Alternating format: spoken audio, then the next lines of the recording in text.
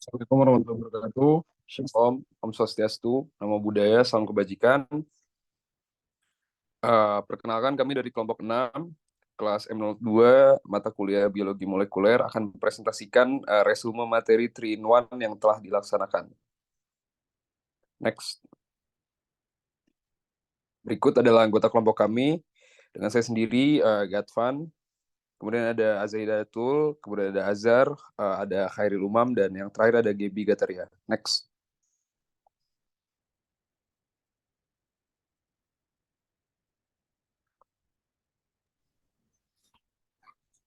Eh, Kemudian ada basic dari biologi molekuler, biokimia, dan mikrobiologi perairan. Next.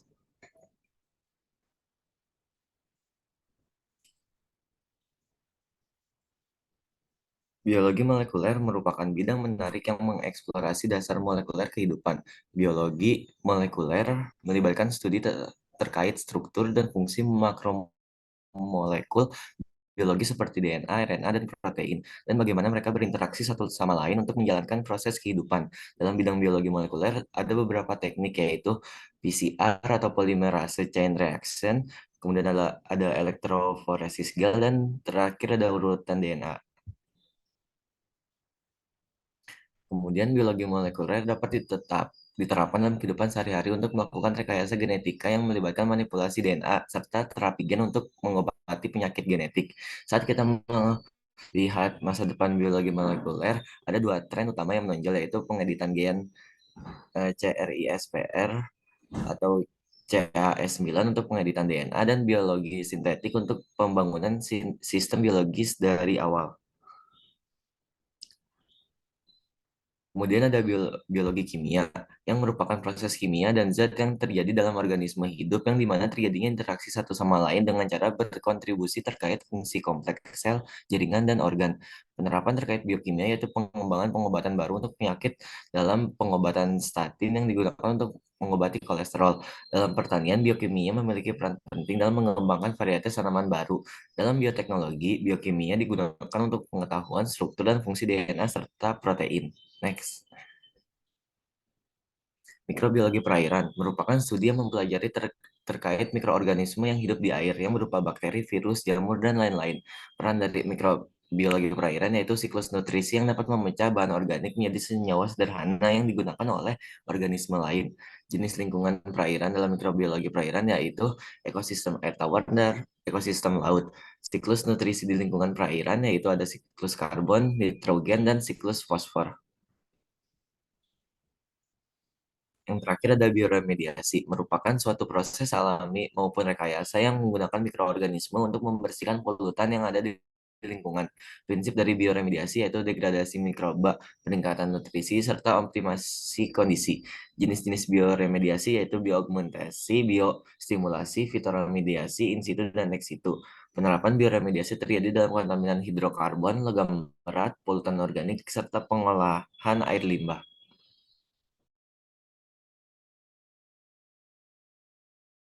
Baik, selanjutnya ada karbohidrat, protein, lipid, metabolisme, dan katabolisme. Yang pertama yaitu karbohidrat. Karbohidrat sendiri adalah senyawa organik yang terdiri dari atom karbon, hidrogen, dan oksigen.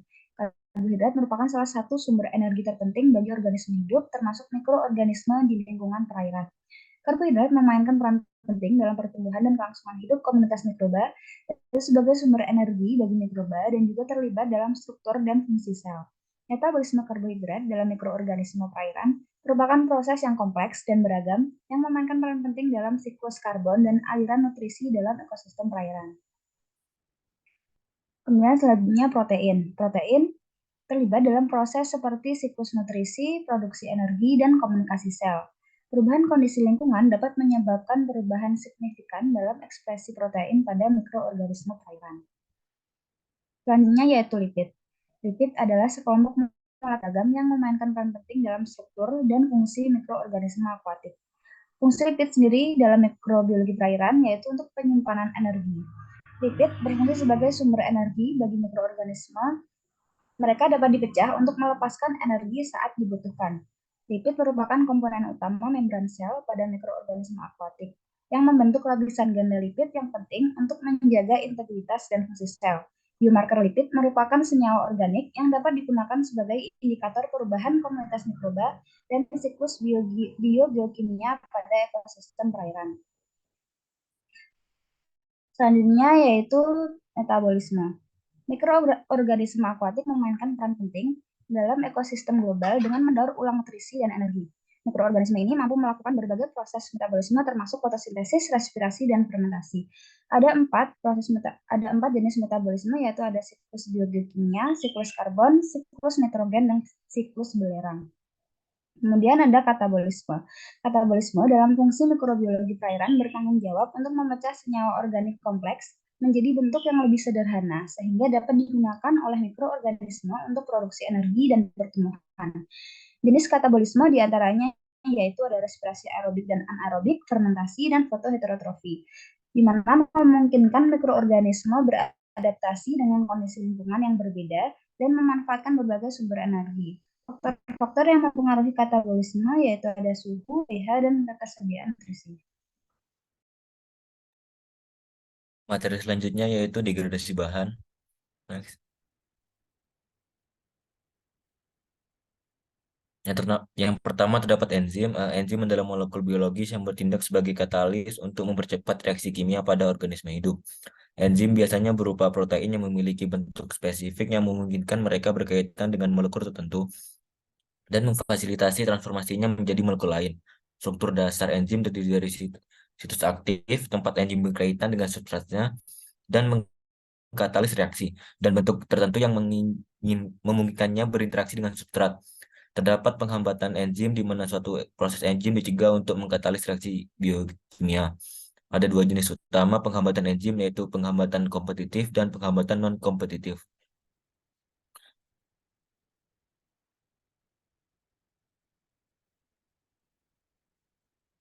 Next.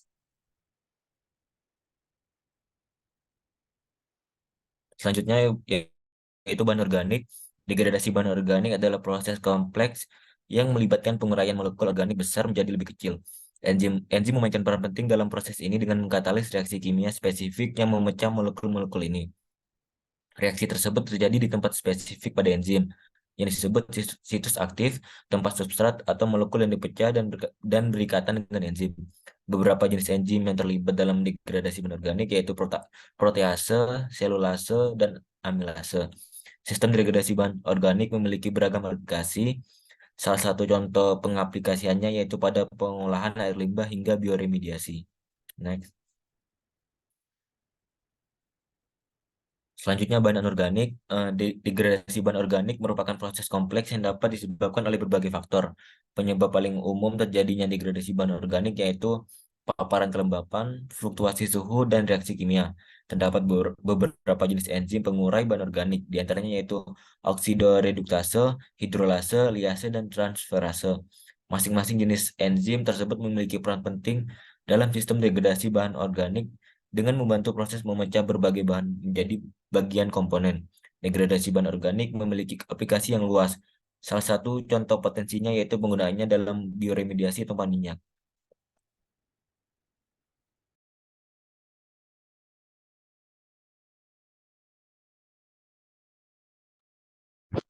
Kemudian ada teknik analisis biokimia dan teknik analisis biologi molekuler.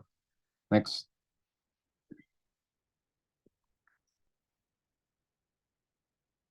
Teknik analisis biokimia ini adalah instrumen penting dalam mempelajari mikroorganisme dan memahami kontribusi mereka dalam ekosistem perairan.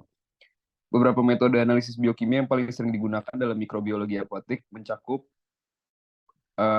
ELISA, terus PCR, dan FISH. Next.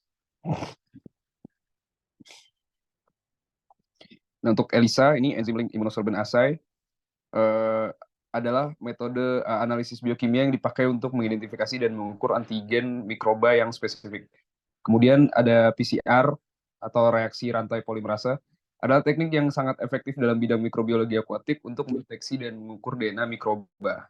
Terus yang terakhir ada FISH, ini adalah metode yang kuat dalam mikrobiologi akuatik untuk memvisualisasikan sel-sel mikroba tertentu. Next. Nah, kemudian ada teknik analisis biologi molekuler. Metode ini adalah aspek krusial dalam pengetahuan kontemporer yang memungkinkan kita untuk meneliti proses-proses rumit dalam mulai dari proses pemurnian protein hingga teknologi rekomendasi DNA yang nantinya akan dibahas di slide selanjutnya. Kemudian pendekatan ini telah mengubah cara kita memahami biologi dan membuka pintu baru untuk riset dan inovasi. Next.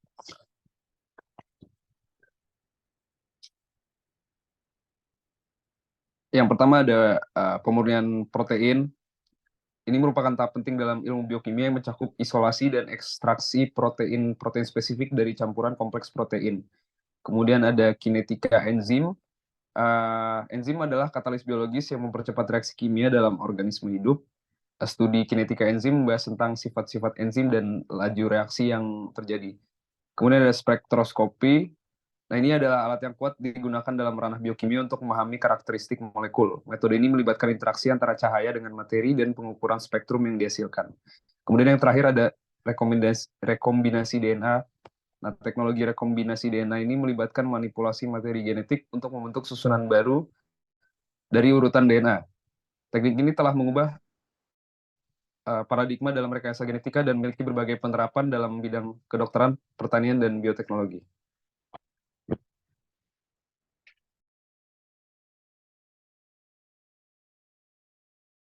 Ada elemen biochemistry dan xenobiotik.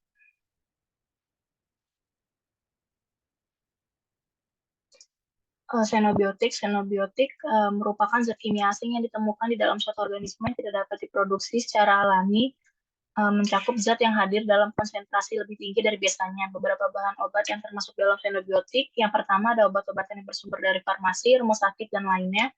Yang kedua, pestisida yang bersumber dari kegiatan agrikultur.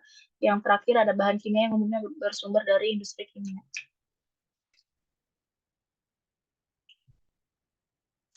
Selanjutnya ada biotransformasi. Biotransformasi merupakan proses metabolisme yang terjadi terutama di hati dan membantu memfasilitasi ekskresi zat eksogen dan endogen. Beberapa reaksi dapat merubah struktur kimia dari zat tersebut. Reaksi yang terkatalis oleh enzim dapat menyebabkan substrat menjadi tidak aktif, aktif, dan bahkan beracun.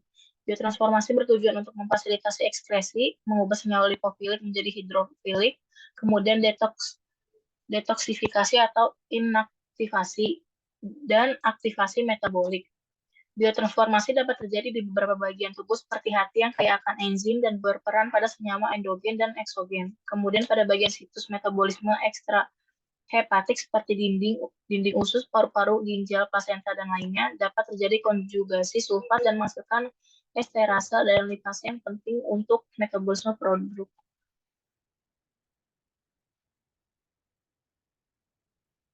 Selanjutnya ada jalur metabolisme umum. Terdapat 30 enzim berbeda yang mengkatalis reaksi dalam metabolisme xenobiotik. Terdapat 2 fase untuk mempertimbangkan metabolisme xenobiotik, yaitu fase 1 dan fase 2.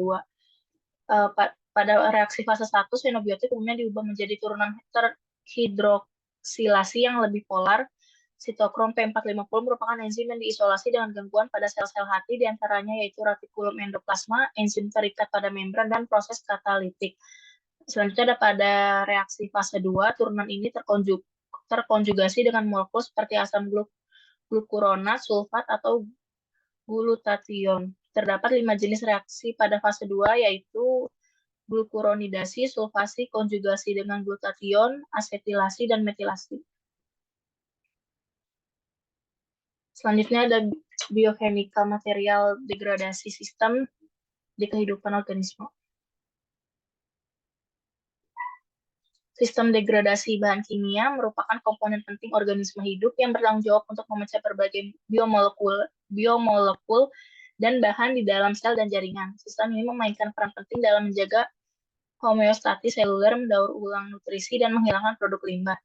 Proses degradasi yang rumit melibatkan interaksi yang kompleks antara enzim, jalur, dan mekanisme pengaturan yang semuanya bekerja sama untuk memastikan penguraian biomolekul secara efisien. Sistem degradasi yang paling sering dilakukan adalah jalur ubiquitin proteasom, yang bertanggung jawab secara selektif memecah protein yang rusak, salah lipatan, atau tidak diperlukan lagi. Ini ada jalur degradasi. ada 3. Yang pertama jalur degradasi intraseluler, yang kedua jalur ubiquitin proteasom, dan yang terakhir ada autofagi. Next.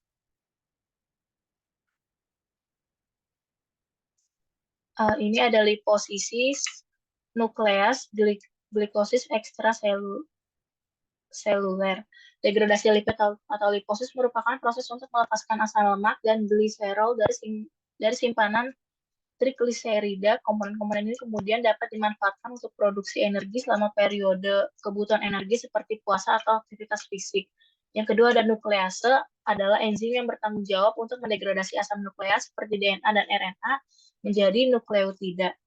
Yang terakhir ada glikolisis ekstraseluler, itu merupakan proses di mana glukosa dimetabolisme menjadi laktat di lingkungan ekstraseluler. Next.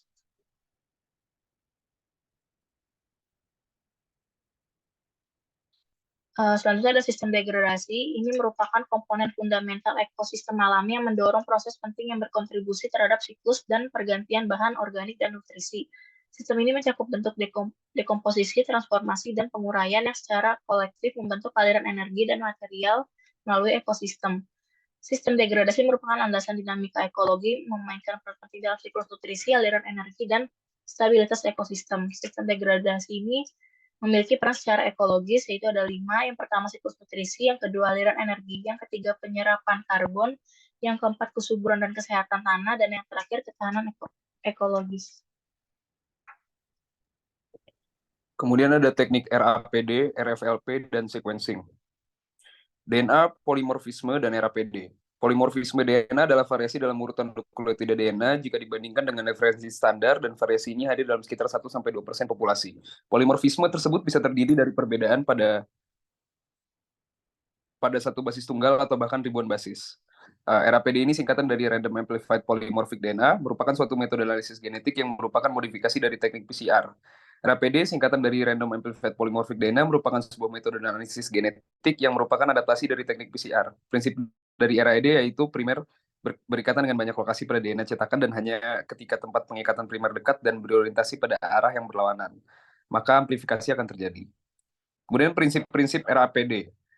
Primer berikatan dengan banyak lokasi pada DNA cetakan, kemudian hanya ketika pengikatan primer dekat dan berorientasi pada arah yang berlawanan, maka amplifikasi akan terjadi. Kemudian metode analisis polimorfisme. Metode analisis polimorfisme panjang fragmen pemotongan pembatasan merupakan salah satu teknik awal yang diterapkan secara meluas dalam identifikasi variasi pada tingkat sequence DNA. Identifikasi RFLP bergantung pada kemampuan untuk membandingkan pola fragmen DNA yang dihasilkan setelah pemotongan menggunakan enzim restriksi pada molekul DNA yang menjadi sasaran. Kemudian keunggulan penerapan marker RFLP, yaitu mengidentifikasi hubungan kekerabatan di antara beberapa individu yang sedang diselidiki, menilai keberadaan variasi genetik dalam kumpulan plasma nutfah, mengawasi proses seleksi melalui pengaitan berbagai karakter, memisahkan komponen genetik dari sifat kuantitatif, menganalisis gen yang berasal dari proses transformasi genetik, menunjukkan sifat kodominan sehingga dapat mendeteksi keberadaan heterozigositas, kemudian memiliki kemampuan untuk mengelompokkan pada tingkat spesies dan populasi. Kemudian analisis sekuensi DNA. Terdapat 2 teknik utama dalam sequencing DNA, yaitu teknik Marksham dan Gilbert, yang menggunakan metode kimia, dan teknik Sanger yang menggunakan dideoksinukleotida. Metode Sanger digunakan untuk sequencing DNA. Sequencing ini adalah proses yang digunakan untuk mengidentifikasi urutan nukleotida, yaitu adenin, guanin, sitosin, dan timin. Dalam sepotong DNA, urutan nukleotida ini memiliki peran penting dalam menentukan urutan asam amino, yang pada gilirannya menentukan struktur dan fungsi protein. Kemudian metode sequencing Sanger. Metode ini melibatkan penggunaan DDN-TPS yang memiliki gugus hidrogen H pada karbon 3 gula ribosa, berbeda dengan deoksiribosfat atau DN-TPS yang biasanya memiliki gugus hidroksil atau OH. Metode sequencing Sanger memerlukan komponen berikut, yaitu DNA utas tunggal sebagai template DNA yang cukup banyak dan yang tertera di PPT. Next, teknik dasar analisis DNA RNA protein. Biologi molekuler berfokus pada aspek kehidupan dalam skala molekuler yang mencakup interaksi kompleks yang melibatkan DNA, RNA, sintesis protein, serta regulasi dan ekspresi genetiknya. Kemudian mesin PCR. Kelebihan teknologi PCR yaitu pengujian PCR memiliki sensitivitas yang sangat tinggi, pengujian CPR sangat spesifik, pengujian dapat berlangsung dalam kondisi apapun. Kemudian kekurangannya yaitu resiko kontaminasi yang tinggi menyebabkan hasil false positif, mendeteksi adanya asam nukleat bukan infeksi, banyaknya inhibitors pada sampel menyebabkan false positive result, serta pengujian tidak mengindikasi viabilitas patogen.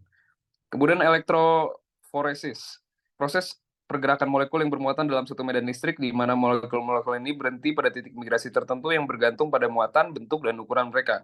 Elektroforesis DNA digunakan untuk menganalisis kesesuaian DNA berdasarkan hasil pergerakan mereka dalam elektroforesis. Dalam elektroforesis DNA, salah satu bahan yang digunakan adalah gel agarosa. Next. Demikian presentasi dari kami, kelompok 6 dari kelas biologi molekuler M02 terkait resume materi 3-in-1. Kami ucapkan terima kasih dan mohon maaf bila ada salah-salah kata. Wassalamualaikum warahmatullahi wabarakatuh.